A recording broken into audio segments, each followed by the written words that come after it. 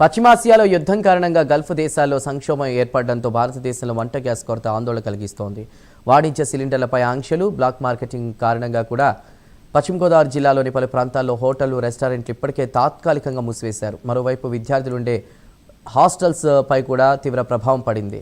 భీమవరం శ్రీ విష్ణు కళాశాల హాస్టల్లో ప్రతిరోజు 5,000 మంది విద్యార్థులకు వంట చేసే పరిస్థితి ఉంటే గ్యాస్ కొరత వల్ల కట్టెల పొయ్యిలను ఉపయోగించి విద్యార్థులకు ఎటువంటి ఇబ్బందులు లేకుండా సమయానికి ఆహారాలు అందిస్తామని అంటున్నారు. ఇదే అంశంపై శ్రీ విష్ణు కళాశాల హాస్టల్ నుండి మరింత సమాచారం మా ప్రతినిధి ప్రసాద్ అందిస్తారు.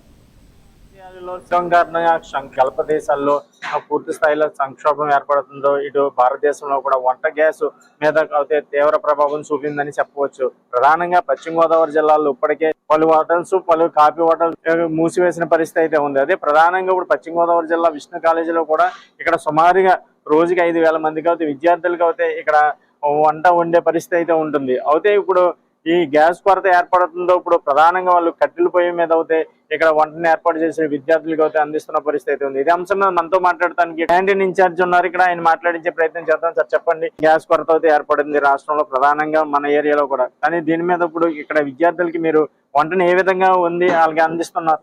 అంతకు ముందు అయితే మనం అంతా కమర్షియల్ గ్యాస్ మీద వంట చేసే వాళ్ళమండి.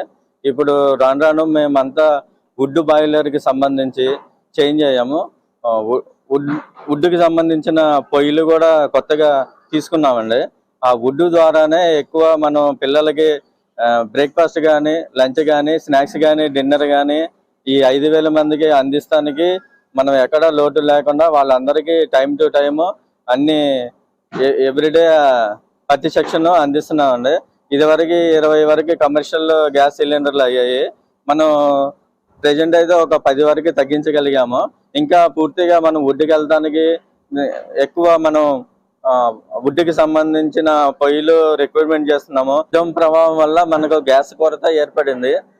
దానివల్ల మనం వుడ్ని ఎక్కువ వాడి కమర్షియల్ కుక్కర్ కానీ ఈ వుడ్కి సంబంధించిన పొయ్యిలు ఎక్కువ వాడి ఆ ప్రభావం లేకుండా మనం. చెప్పండి, ఇప్పుడు అసలు సుమారు ఇక్కడ ఎంతమందికి వంట వండి అలా ఇక్కడ ఈ విధంగా వండటం వల్ల మీకు ఏ విధంగా అనిపిస్తుంది? అసలు ఇది అంటే కొంచెం కొత్త ఎక్స్పీరియన్స్ మనకి. ఆ యుద్ధ ప్రభావం వల్ల గ్యాస్ సిలిండర్ లేకపోవడం వల్ల ఈ వుడ్కి ఎక్కువ ఇంపార్టెంట్ ఇస్తున్నాము. దీని ద్వారా మనకి గ్యాస్ కన్జ్యూమినేషన్ బాగానే తగ్గింది. ఇంకా ఫ్యూచర్లో ఏదైనా మనకి ఇబ్బంది ఉన్నా కానీ మనకి పిల్లలకి ఎలాంటి అసౌకర్యం లేకుండా టైం టు టైం అన్ని సెక్షన్లు ఫుడ్ ఇస్తానికి మనం రెడీగా ఉన్నాము. దానికి సంబంధించిన ఇంకా వుడ్కి సంబంధించిన స్టవ్లు అవి రిక్వైర్మెంట్ చేస్తున్నాము. ఇంకా కమర్షియల్ కుక్కర్ తక్కువ టైంలో ఎక్కువ అవుట్పుట్ ఇచ్చే మన మెషినరీస్, పవర్కి సంబంధించిన బ్రాడ్ పాన్ అనే మిషన్లు కూడా లేటెస్ట్గా మేము తీసుకున్నామండి. దాని ద్వారా కూడా మనం టైం ఎక్కువ, అది మల్టీపర్పస్, ఒకే దాంట్లో మనం ఫ్రై చేసుకోవచ్చు, పలావులు చేసుకోవచ్చు, ప్లస్ కర్రీలు కూడా ఉండొచ్చు. అదే తక్కువ టైంలో ఎక్కువ అవుట్పుట్ ఇచ్చింది.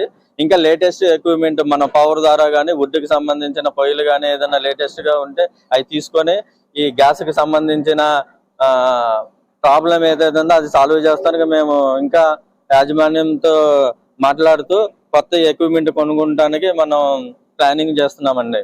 ఇక్కడ వంట మేస్త్రి కూడా ఉన్నారు, వంట వండుతున్నారు, వాళ్ళు కూడా అడిగే ప్రయత్నం చేద్దాం. గ్యాస్ కొరత లేనప్పుడు మీరు గ్యాస్ మీద వంట చేయడం చాలా సులభంగా ఉండేది. కానీ ఇప్పుడు ఈ కొరత వచ్చిన తర్వాత కట్టెల పొయ్యి మీద మీరు వంట వండటం అలా ఏ విధంగా ఉందంటారు? దీనివల్ల మనకు గ్యాస్ కొరత వల్ల మనకు ఇప్పుడు ఈ వరకు గ్యాస్ బాగా అలవాటు పడిపోయి అందరం గ్యాస్ అనుకునే వాళ్ళము. కానీ దాంతో పుల్లలు అలవాటు అయిన తర్వాత గ్యాస్ కంజెషన్ చాలా తక్కువ అయిందండి. దానివల్ల మనకి పుల్లల పొయ్యి వల్ల తొందరగా వంట కూడా మనం తొందరగా చేయగలుగుతాము. అలాగే పుల్లల వల్ల మనకి ఇబ్బంది లేదు. అలాగే మనకి ఎలక్ట్రికల్ బ్రాడ్ ప్యాన్ కూడా మనం కొత్తగా ఇంట్రొడ్యూస్ చేసాము కాలేజ్లో. అది కూడా మనకి కరెంటు వల్ల ఉపయోగిస్తున్నాం. అది కూడా మనకు బాగా పనిచేస్తుంది.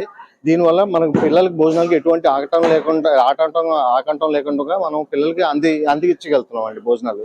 సుమారు రోజుకి ఎన్ని రకాలు ఇక్కడ వంట వండే అవకాశం ఉందంటారు? మనకి రోజు 5 రకాలు వంటలు వండుతున్నాం అండి. పూటకి 5 రకాలు. మనకు వచ్చేసి మన గ్యాస్ వల్ల మన ఫ్రైలు కానీ, ఇప్పుడు ఫ్రైలు కూడా తగ్గించి మన బాయిల్ ఫ్రై కానీ పిల్లలకి ఎండాకాలం అని చెప్పి చూసుకుని బాయిల్ ఫ్రై, స్టీమ్ త్రూ వండేటట్టు బాయిల్ ఫ్రై కానీ అన్ని ఇంట్రడ్యూస్ చేస్తున్నాం అండి. ఆల్రెడీ ముందు చేసాము, ఇప్పుడు కంటిన్యూ చేస్తున్నాము.